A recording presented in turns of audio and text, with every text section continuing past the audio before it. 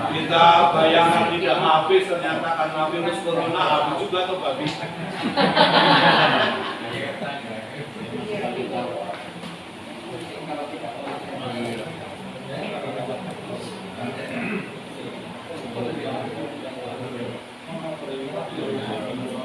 Tapi Bapak Ibu, teman-teman kita Yahudi masih pegang Taurat.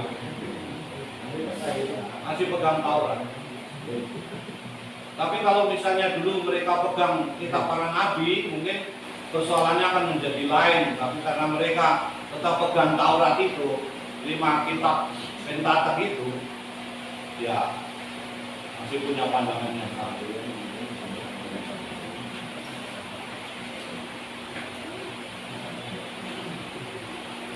Jelas? Dong? Oke.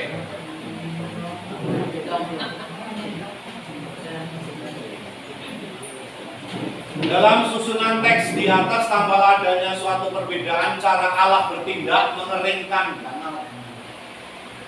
Danau lah istilahnya atau apa yang lain lah. Tradisi P dengan cara membuat angin dan tradisi Y dengan menutup mata air yang di bawah maupun yang di atas. Perbedaan juga tampak dalam soal berapa hari air bah itu mulai kering. P menyebut 150, sedangkan Y menyebut 60.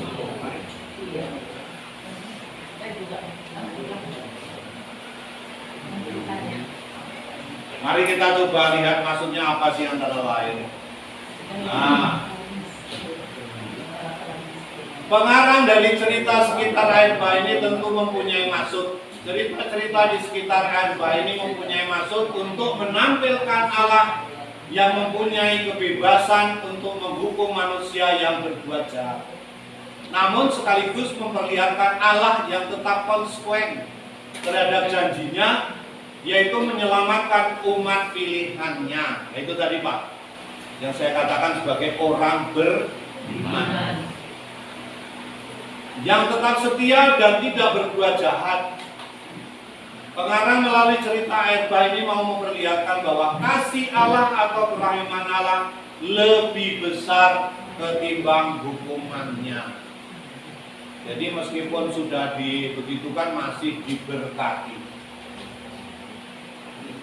Maksud dari perikopa ini, Kejadian 81-22 tentu tidak terlepas dari tema umum cerita sekitar air bah, Kejadian 7 sampai dengan 9. Tadi sudah saya jelaskan, dan mungkin kita lihat nanti beberapa ayat, misalnya ini, ya, Allah mengingatkan Nuh. Siapa Nuh?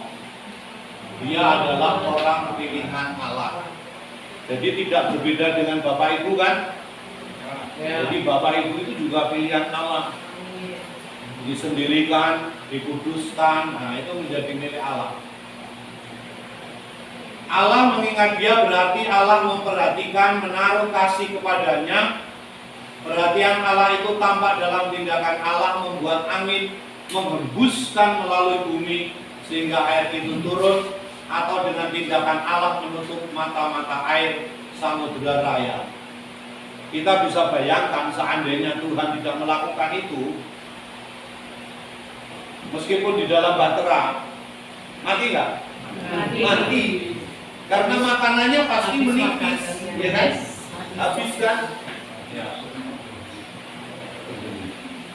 Tindakan Allah yang demikian membuat Nuh dan seisi bahteranya selamat. Kiranya bila Allah tidak bertindak, meski mereka juga akan mengalami kematian karena kehabisan bahan makanan. Kasih Allah melalui perbuatannya ditunjukkan bagi orang pilihannya yang setia. Nah, jadi itu Bapak Ibu yang saya kira harus kita pegang sebagai orang Kristiani. Ojo rubuh-rubuh gedang. Tahu itu maksudnya? Ikut-ikutan. Jadi kalau yang lain itu jelek, kita ikut jelek, jangan lah. Harus tetap bertahan.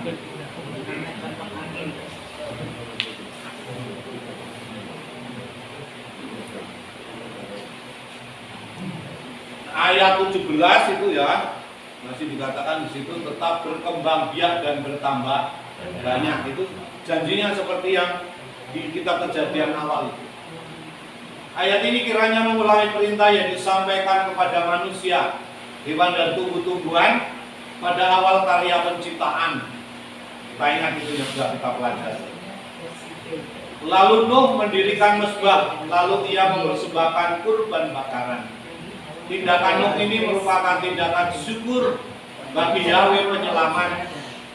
Saya kira ini merupakan hal yang biasa bahwa orang yang baru saja diselamatkan menyampaikan ucapan syukur. Umum tak itu? Kalau tidak ya terlalu.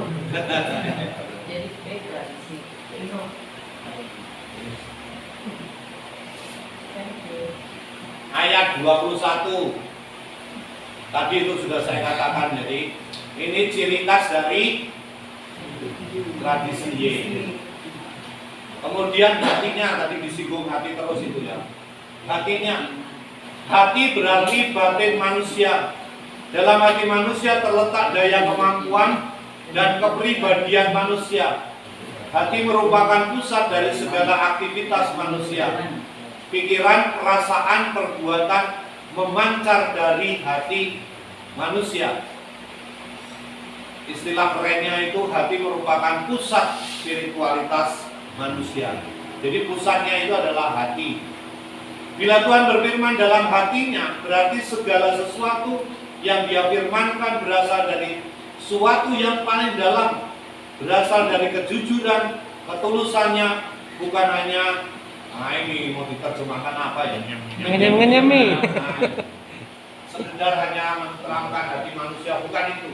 Tuhan itu tulus, ya, tulus di dalam mencintai manusia. Nah, dalam firman-Nya itu terkandung janji, aku takkan mengutuk bumi ini lagi karena manusia sekalipun yang ditimbulkan hatinya adalah jahat dari sejak kecilnya. Apa itu maksudnya? Itulah yang mungkin sering kita sebut dengan dosa asal. Dosa asal itu apa sebenarnya?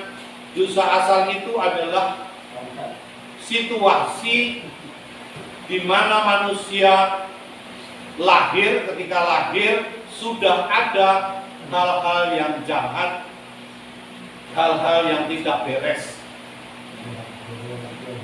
Zaman dulu kita sering diterangkan dosanya Adam dan Hawa. Ya gak maulah kita dikasih itu. Tapi ketika manusia lahir ke dunia ini cenger, nangis itu bukan bertanda bahwa itu dosa, itu bukan ya. Tapi ketika manusia lahir, pada saat itu memang sudah ada kejahatan, sudah ada dosa.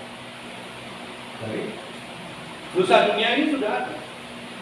Pada saat Pak Sarjono itu lahir di Tambaboyo, Tambaboyo pada waktu itu sudah ada gerabah di sana. Sudah ada penjahat, maksudnya di sekitar kita ya. Bukan dari bukan. Selama ini belum tentu Bapak Ibu kita itu jahat, tapi bahwa situasi sekeliling kita itu pada saat kita lahir sudah ada kejahatan. Ya kalau selama ini kan dosa asal itu dosa dari orang tuanya gitu. Yang kita dengar dulu, sudah kita pahami. Karena mamanya berdosa, maka lahirlah anaknya berdosa. Kalau itu penjelasannya itu dosa asal itu. Tapi kalau penjelasan dari Roma yang ini berarti anak itu terlahir tanpa dosa sebenarnya. Ya, iya. Buat dosa. Betul. Itu ada yang di lingkungannya. Betul. Makanya disebut sebagai dosa asal. Jadi ketika dia lahir juga ada situasi. Mengapa lalu kemudian harus dipermandikan? Ini kan persoalannya. Iya. Dosa asal itu ya tidak menyebabkan sebenarnya kematian, tetapi menghambat orang sampai pada kesempurnaan. Itu persoalannya. Sehingga orang yang dibaptis itu jadi bukan hanya menjadi anaknya dunia, tetapi diangkat, diilahkan menjadi anaknya Allah. Maka disebut sebagai putra putri Allah, meskipun seperti dikatakan Yohanes masih berada di dunia, tetapi diangkat, diberi rahmat. Sehingga orang Katolik itu bukan Idul Fitri. Kalau Idul Fitri itu kan kembali ke fitrah, tetapi kita itu diangkat lebih tinggi, dinaikkan menjadi keluarganya Allah, meskipun KTP-nya ibu masih di dunia ini. Sudah menjadi anak Allah. Tapi anaknya Allah. Amin.